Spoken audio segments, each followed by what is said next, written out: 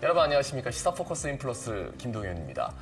부산은 대한민국을 대표하는 해양수산 도시입니다. 수산업은 시민들의 밥상과 지역경제 그리고 부산의 정체성과 깊이 연결돼 있죠. 그런데 최근 바다가 빠르게 달라지고 있습니다. 고수온 현상이 반복되고 있고 익숙한 어종들의 어장과 생산 양상도 예전과는 확실히 달라지고 있다는 분석이 나오고 있습니다.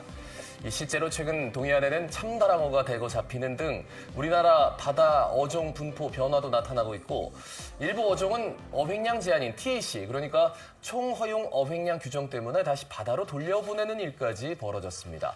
바다는 변하고 있습니다. 그렇다면 우리는 어떻게 해야 할까요? 두 분과 함께 말씀 나누겠습니다. 김도훈 부경대 해양수산경영경제학과 교수, 마창모 한국해양수산개발원 수산연구본부장입니다. 어서 오십시오. 네, 반갑습니다.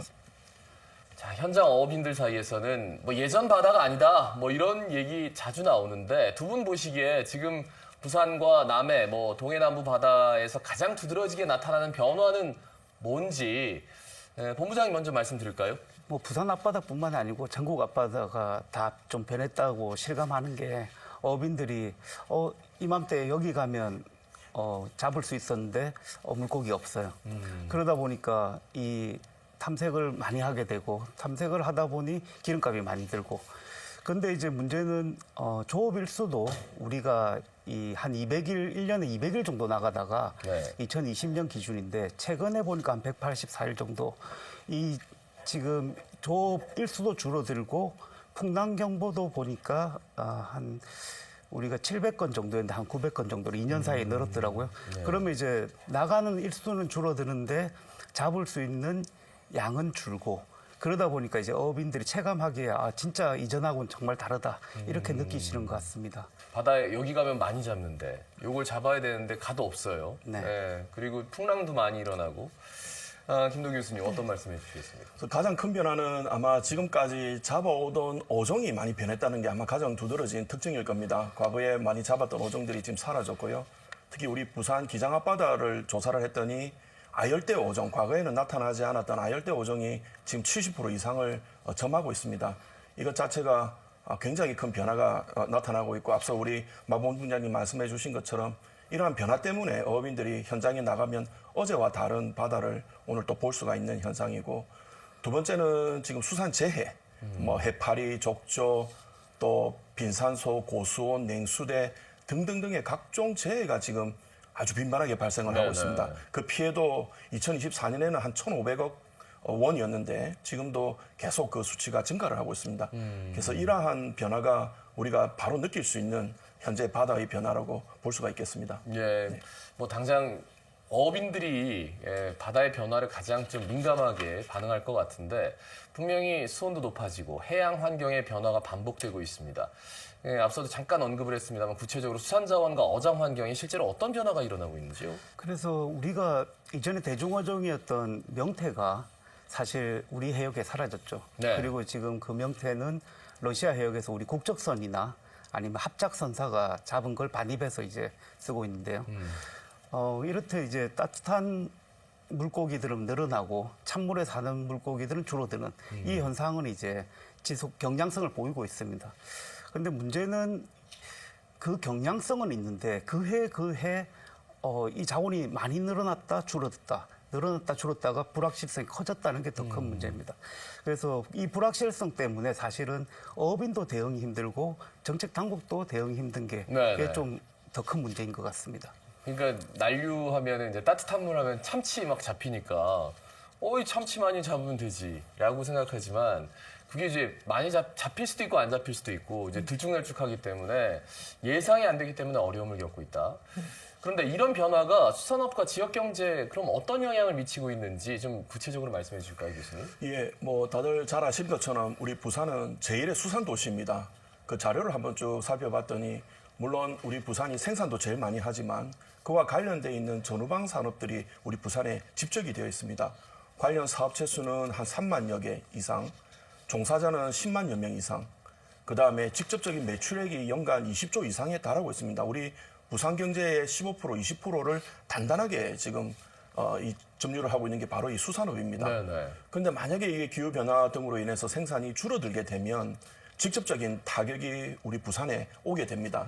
특히 우리 부산의 서부권, 남항 지역하고 감천항 지역하고 또 우리 사하구 지역에는 우리 수산 가공업체나 유통업체, 냉동 창고들이 밀접이 되어 있습니다. 그들의 어떤 전후방 산업이 또 생산에 직접적으로 연관이 되어 있기 때문에 만약에 우리가 생산이 줄고 기존에 잡던 어종도 안 나오고 한다면 이러한 지역에 미치는 지역 경제가 아마 저는 굉장히 클 거라고 보고 뭐 우리 연간 뭐 수조에 달할 수 있는 피해가 또 발생을 할 수 있고 또 고용되어 있는 사람들의 또 고용도 불안이 더 커질 수 있는 위험이 있지 않을까 생각이 됩니다. 네. 그러니까 뭐 많이 잡히면 모를까 이게 들쭉날쭉하고 생산량은 계속 줄어들고 있어요.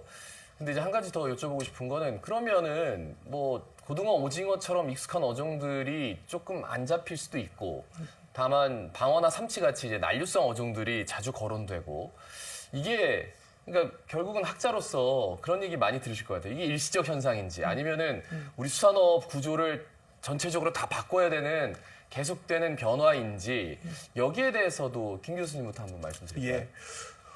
좀 전에 우리 동해안 참다랑을 이야기를 했는데요. 네네. 이게 기후변화 때문에 먹이를 찾아서 단순히 북상만 하면 우리가 일시적인 현상으로 볼 수도 있는데 지금 독도하고 울릉도에 조사를 해보면 참다랑어의 알하고 어린 고기가 지금 참다랑어의 작은 고기들이 잡힙니다.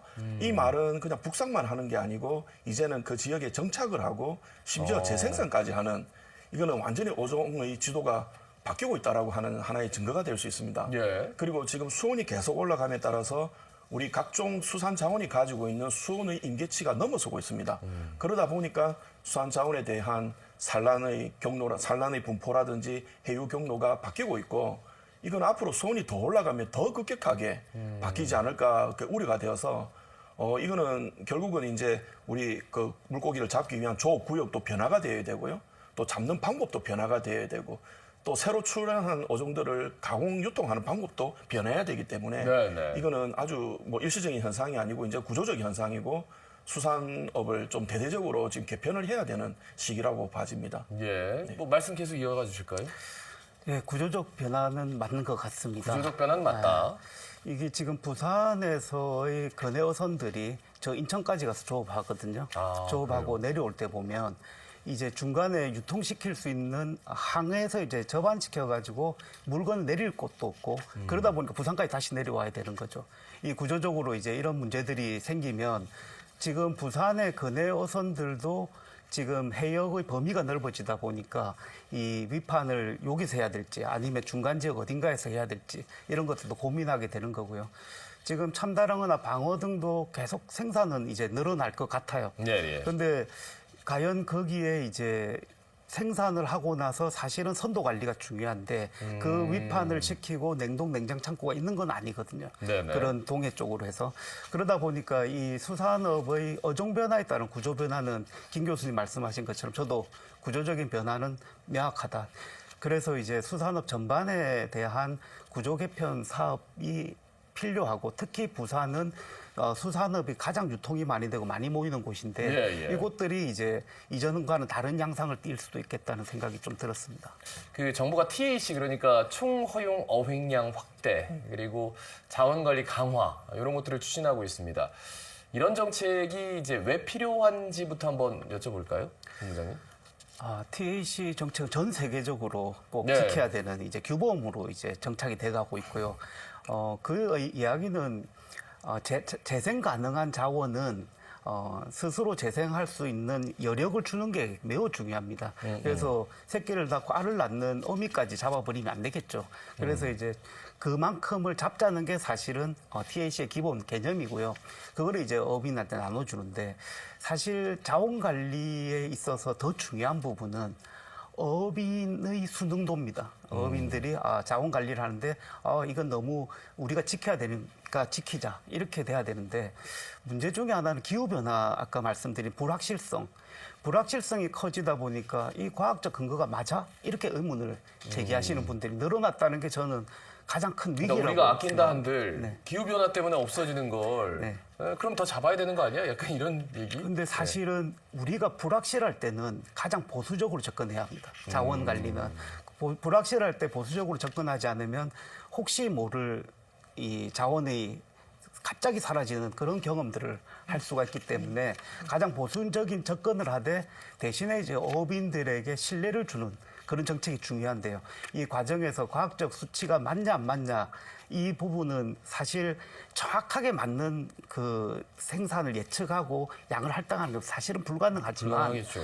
그 제도의 틀 안에서 관리를 하면서 스스로가 참여하는데 이 과학적 결과를 신뢰할 수 있는 구조를 만드는 건 또 정부 정책의 영역입니다.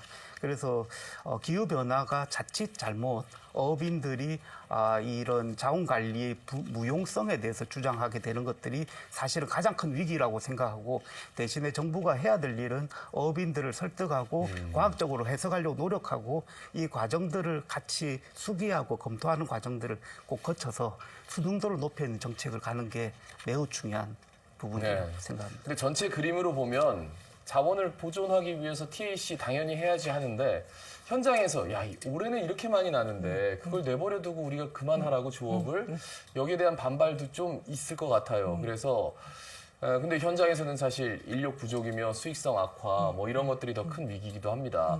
김 교수님께서 현재 부산의 수산업의 가장 큰 위협 뭐라고 보시는지 여쭐까요? 예, 뭐 여러 가지 지금 뭐 위협들이 있는데 일단은 제가 어업만 좀 한정을 해서 말씀을 드리면 지금 생산이 아시다시피 어획량이 이제 많이 감소를 하고 있기 때문에 어업 경영의 안정성이 지금 가장 큰 문제입니다. 네. 그래서 지금 앞으로 지속 가능한 우리 어업 생산이 가능할까 우려가 될 정도의 어찌 보면 위기에 와 있는데요.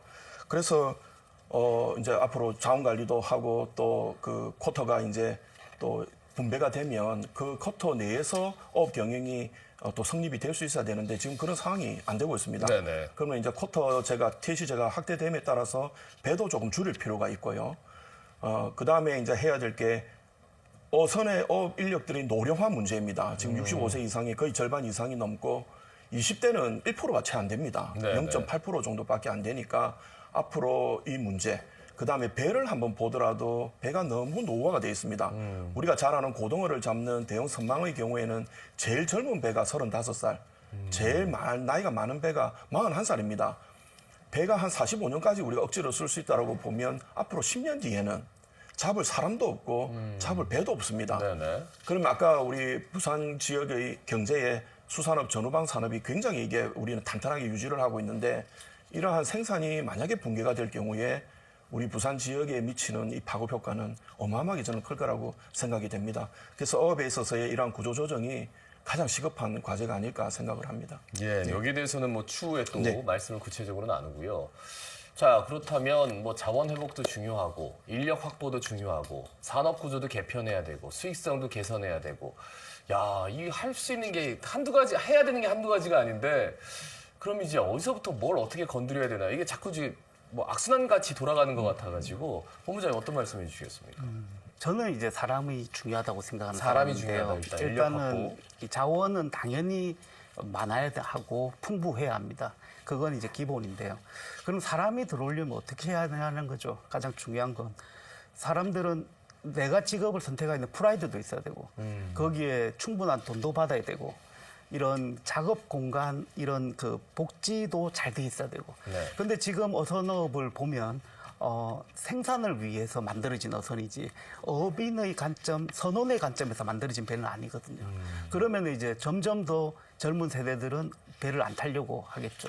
그래서 이제 이게 다 유기적으로 결합돼 있는데 그러면은 이 배들이 한 척의 배들보다는 여러 척의 한 기업화가 돼서 그 기업 내에서 복지 후생도 하고 그리고 어선도 새로 지을 때는 복지 공간을 충분히 고려하고 기후 변화에 또 맞춰서 한 단일 업법만으로 어선을 만들 수는 이제는 또 없을 것 같아요. 다양한 형태의 업법들이 만들어져야 되고 이런 것들이 개별어가 또는 작은 업체들이 하기에는 너무 역부족인 거예요. 그래서 이런 섬주들을 모아서 하나의 좀 기업화된 형태의 기업들이 나오고 그 기업화에서의 어선관 선원 관리 그리고 선원의 복지 공간을 주고 이런 것들이 이제 돼야 되는데 그러려면 돈이 좀 들어가겠죠.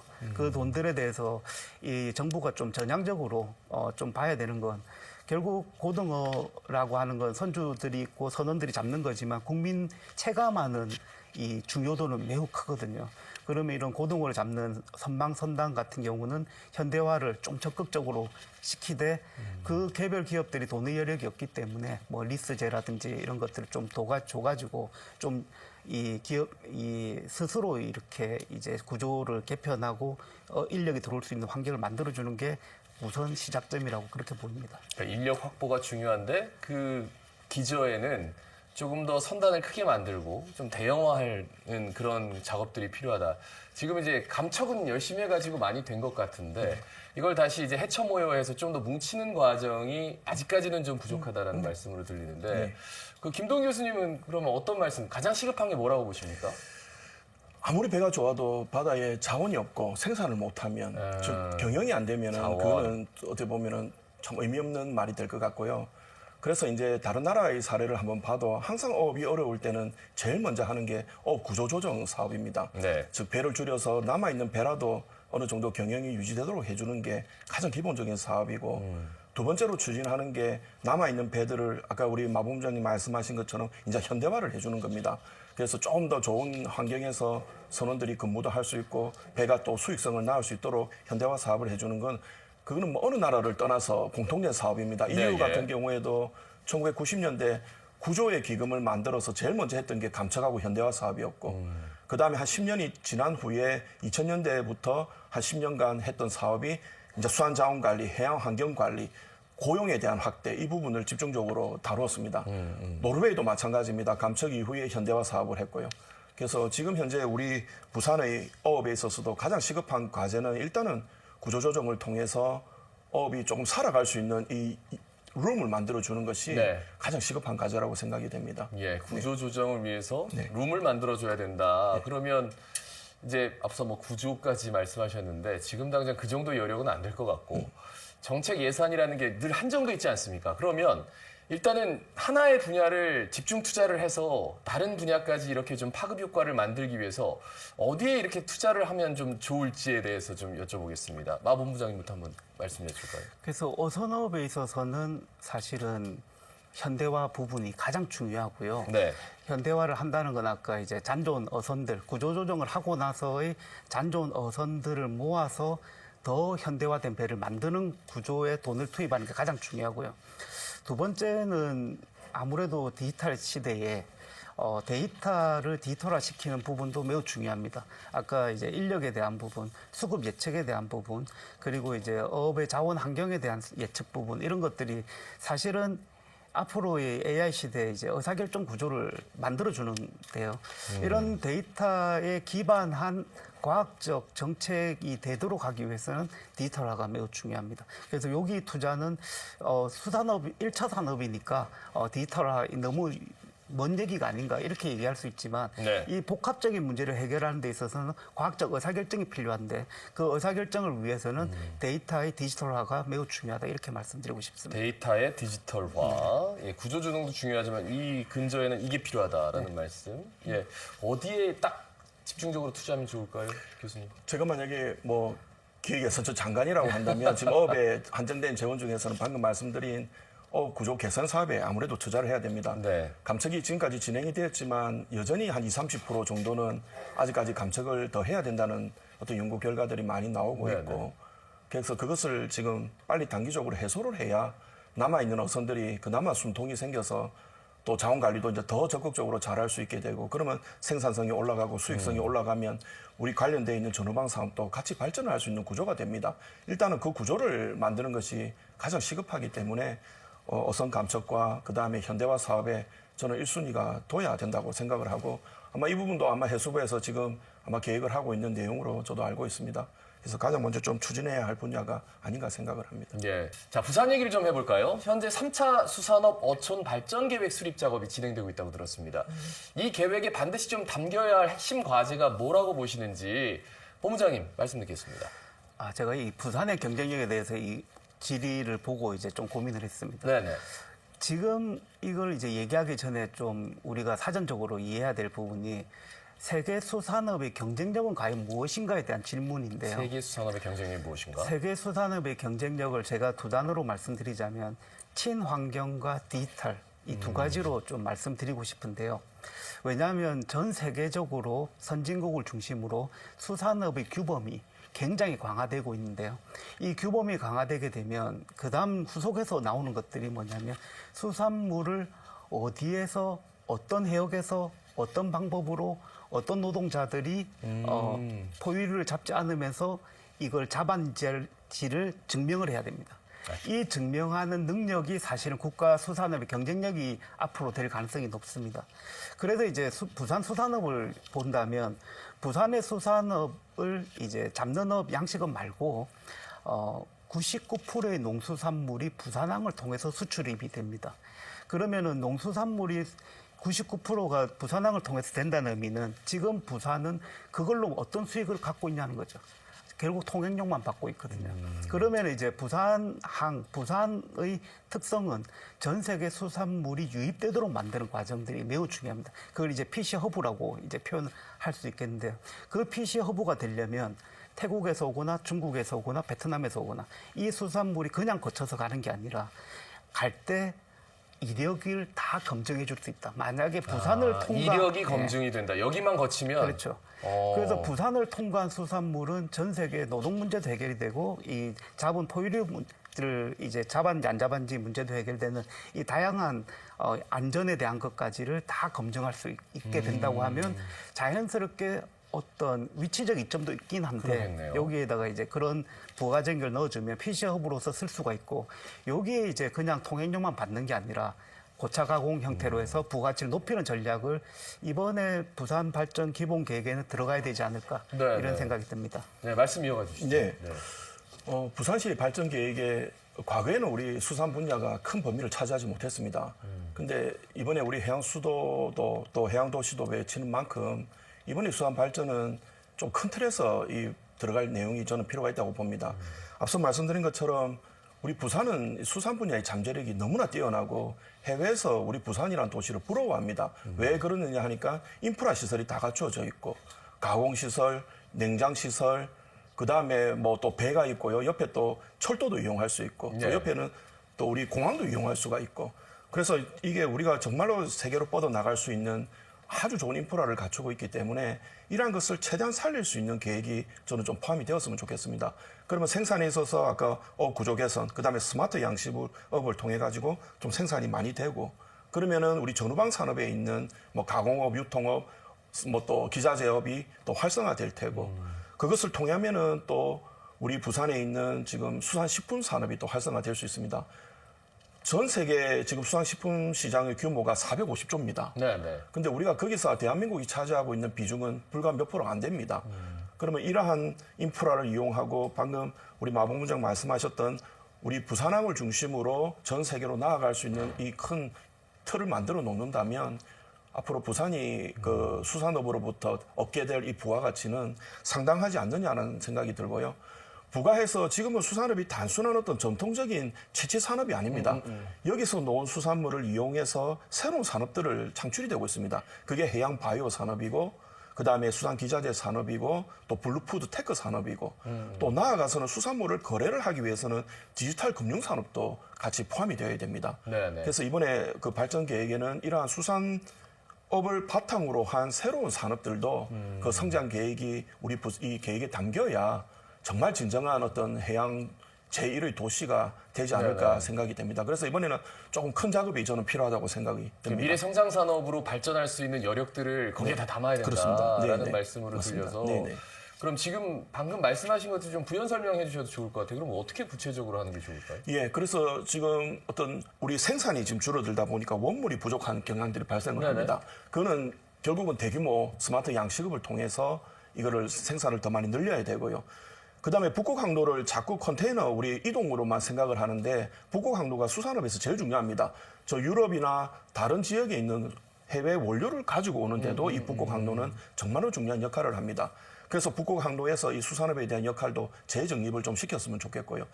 다양하게 들어온 이 원료를 우리 부산이 가지고 있는 가공 인프라를 통해서 고부가가치 식품으로 만들어 가지고 그것을 다시 또 해외에다가 수출하면 아주 좋다고 생각이 되고 바로 우리 옆에는 중국하고 일본이라고 하는 전 세계 제일의 수산물 소비 국가들이 위치를 하고 있습니다. 네네. 그래서 우리가 조금만 더 관심을 가지고 수산업을 조금 다른 면만 본다면 예. 충분히 시장도 있고 수요도 있으니까 훨씬 더 저는 더 멋진 산업이 되지 않을까 예. 생각이 듭니다. 그래서 좀 그런 부분들을 했으면 좋겠고 해양 바이오는 수산물로부터 신약이라든지 새로운 또 우리 화장품 원료를 만들어낼 수 있습니다. 그러한 산업이 지금 매년 성장이 거의 한 뭐 100% 이상씩 증가를 하고 있기 때문에 그러한 데도 우리가 좀 기여를 한다면 우리 부산의 어떤 부가가치는 또 훨씬 더 높아지지 않을까 생각을 합니다. 교수님께서 말씀드리니까 왜 지금 우리가 이거밖에 발전을 못해? 조금 더 발전할 수 있는 여력이 이렇게 많고 이런 가능성도 이렇게 많은데 이렇게도 할 수 있고 저렇게도 할 수 있고 수많은 이야기들을 하고 있습니다. 그런데 현실을 좀 돌아가 보겠습니다. 현실은 사실 어촌의 고령화, 인력 부족이 여전히 현실적인 문제입니다. 이 산업 전환 이전에 좀 해결해야 할 과제 같은 것들도 좀 있어 보이는데 본부장님 말씀드릴까요? 이게 순서가 중요하지 않습니까? 네네. 순서라고 하는 게, 이 디지털화, 제가 얘기하면 너무 먼 얘기인데, 근데 지금 보면은 세계적으로 국내 시장에서도 맞춤형 시기 이런 것들 계속 늘어나고 있거든요. 네네.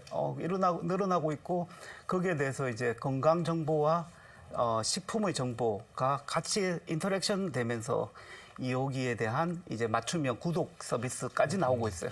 그 수산업에서 이런 얘기를 하면 너무 멀다고 얘기를 해요. 네네. 근데 이제 산업의 성장을 보면 디지털 쪽의 트렌드를 따라가면서 기술 개발이 되고 산업이 성장해줘야지 뒤에서 따라가는 구조거든요. 그래서 이제 이 산업의 아까 스마트 양식도 마찬가지 얘기인데요. 스마트 양식을 하면 지금 대형으로 많은 수산물을 생산해서 원료로 쓰기 위한 네. 부분이 굉장히 큽니다. 그래서 이런 원료로 쓴다는 의미를 우리가 이제 수산업에서는 이전에 원료만큼 중요한 건 사실은 없죠. 네네. 그래서 원료를 확보하는 차원은 수급의 문제. 그래서 허브가 돼서 많은 수산물을 국내로 들어오게 하고 많은 수산물을 생산하게 해서 물량이 많아지는 게 우선이고요. 네네. 그렇게 되면서 그 산업이 성장하면 그 스피로브 효과를 어민들이 갖도록 하는 게 매우 중요합니다. 우리나라 산업에서 내수 시장 중심으로 성장한 산업은 잘 없습니다, 사실. 그래서 우리가 선후가 중요하다는 말씀 계속 드리는 건 스마트 양식을 하든 식품 산업을 하든 최첨단의 트렌드를 먼저 따라가서 산업을 이끌어줘야지 그 나머지에 있는 낙후돼 있는 부분들이 사실은 그 수혜를 잇게 되는 이런 구조입니다. 그래서 네네. 이런 전제 조건이라고 한다면 저는 최근의 기술 트렌드를 더 빨리 수산업이 더 부패해야 빨리 된다? 받아들여서 네네. 선도해줘야 된다 이렇게 생각합니다. 그래요.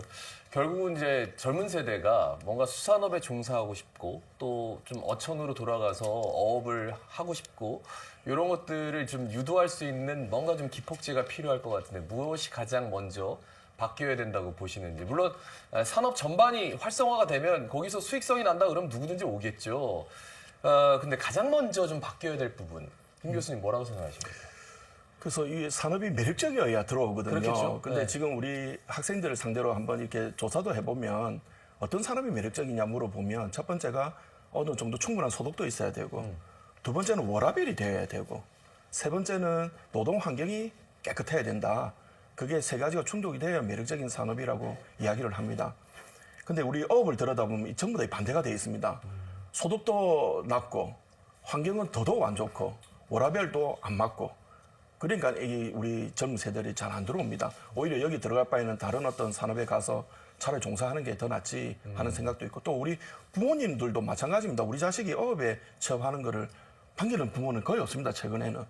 그리고 부산 시내에 있는 다른 전후방 산업을 봐도 대부분이 소규모 영세한 구조입니다. 5인 정도의. 그리고 임금도 대기업에 비하면 절반도 안 되는 수준에 머물러 있습니다. 그러니까는 우리 청년들은 당연히 안 들어오죠. 그래서 요거를 개선하는 게 뭐 하나의 어떤 해결책이 있는 것은 아니고 하나하나씩 해결을 돼야 될 텐데 그게 분야에서는 아까 말씀드렸던 현대화, 좀 더 좋은 배, 또 안전적인 배를 만드는 겁니다. 노르웨이에 가면은 고등학교만 졸업해도 배 타려고 안달들입니다, 청년들이.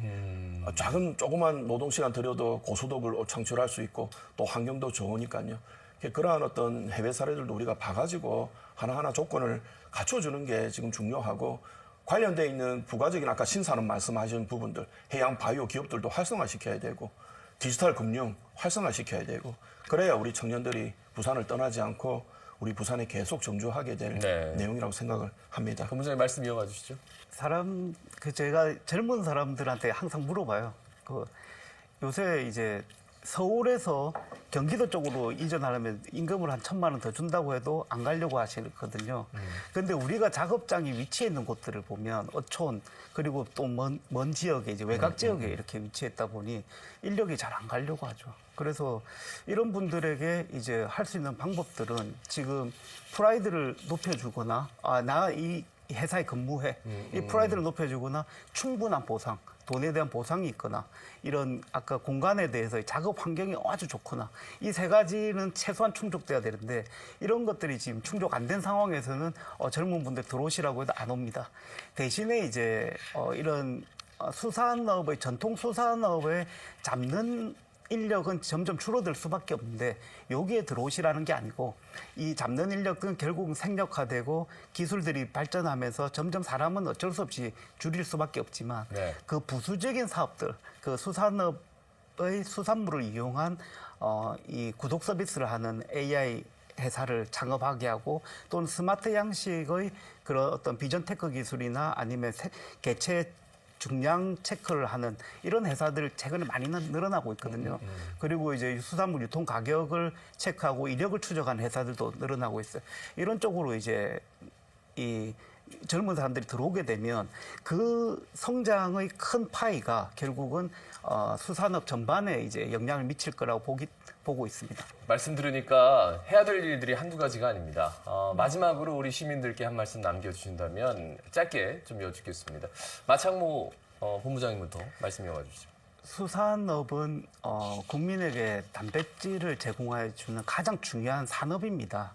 그리고 식량 공급이라는 부분들이 지금은 사이드 메뉴 정도 아니야 이렇게 생각하지만 그 단백질을 공급하는 핵심 식품으로서의 기능을 하고 있습니다. 그래서 수산업은 지금의 그 우리 세계 트렌드를 보면 굉장히 성장 가능하고 발전 가능하기 때문에 좀 더 이렇게 관심을 가지고 봐주셨으면 합니다. 예, 마무리 발언 김 교수님 이어가 주시죠. 그래서 앞서도 이야기된 것처럼 우리 수산이라고 하면은 항상 전통적이고 1차 산업이라고 하는 인식이 너무 강합니다. 근데 방금 우리가 쭉 논의를 해온 것처럼 수산업은 다른 나라에서는 수산업 1차 산업이라고 하지 않습니다. 2차 바다 제조업, 나아가서는 3차 최첨단 산업이라고 지금은 이루어지고 있거든요. 네네. 그래서 미래 성장 산업이라고 이야기가 지금 되고 있을 만큼 성장을 하고 있습니다. 근데 우리가 수산업이 역사가 오래됐지만 오래된 게 지금 와서는 그 1차 산업의 전통적인 어떤 인식이 지금 아주 이 틀에 박혀 있는 것 같고 또 우리 정치를 하거나 정책을 담당하시는 분들도 그러한 사고에 조금 매몰되어 있는 것 같은 안타까움이 있습니다. 그래서 이 부분은 첫 번째 저는 제일 주문하고 싶은 게 인식의 전환 그리고 그 수산업으로부터 파생될 수 있는 여러 가지 어떤 신산업들을 좀 더 크게 수산업에 대한 범위를 보면 앞으로 수산업이 개선되어야 할 부분 혹은 혁신되어야 할 부분들이 아주 무한히 쌓여 있습니다. 그걸 하나하나 해결을 해가면 우리 수산업은 지금과는 전혀 다른 모습으로 네네. 저는 발전하지 않을까 생각을 합니다. 알겠습니다. 자, 오늘 아침 두 분 함께했습니다. 김도훈 부경대 해양수산경영경제학부 교수, 마창모 해양수산개발원 수산연구본부장이었습니다. 두 분 고맙습니다.